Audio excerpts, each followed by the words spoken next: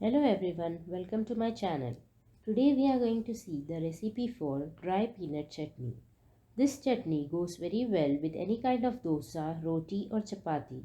Store it in airtight container and use for up to 2 months. Let us look at the ingredients.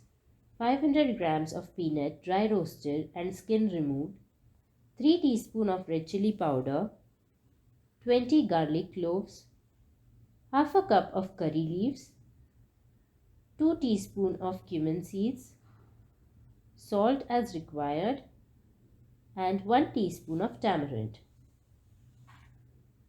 Heat a kadhai on low flame and dry roast the curry leaves for about 3 minutes or until the leaves start to wilt.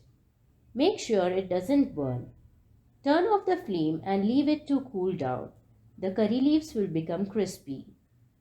Now in the blender jar, add the peanuts, cumin seeds, red chili powder,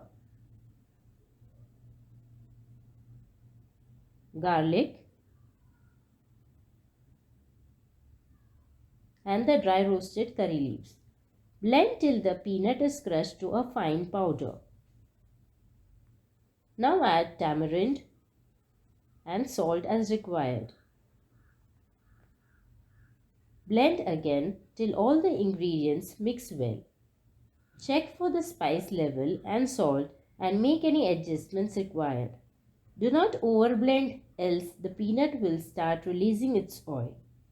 Enjoy the peanut chutney with dosa for breakfast, and if you like the video, share with family and friends.